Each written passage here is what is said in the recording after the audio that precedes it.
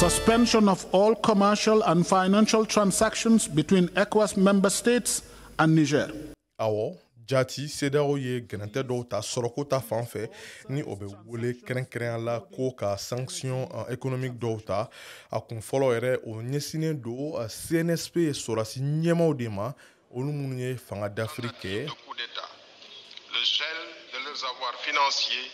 et la confiscation de leur patrimoine. CEDEAO y'a latigɛ k'i tɛgɛ da olu ka nafolo bɛɛ lajɛlen kan u ka nafolo minnu kɔni carilen don CEDEAO jamanaw kɔnɔna la ka fara o kan CEDEAO y'a latigɛ fana ka dan sigi jago bɛɛ lajɛlen na farafinna tilebi yanfan jamanaw u ni Niger ni ɲɔgɔn cɛ wa ka dan bɔ fana kɛrɛnkɛrɛnya la gɛrɛntɛw tali la sɔrɔko ta fan fɛ CEDEAO ale y'a latigɛ fana ka kumaɲɔgɔnyaw kɔni fara sankɔrɔta ni Niger fanga dafirilanw ye o yɛrɛ de kosɔn Tchad ɲɛma Mahamat Déby Itno ale ye taama kɔni boloda ka taga Niamey waasa ka se ka kumaɲɔgɔnyaw dɔw kɔni bila sen kan cogo min na fɛɛrɛ kɛrɛnkɛrɛnnen bɛna se ka sɔrɔ ni gɛlɛya in na Niger jamana kan.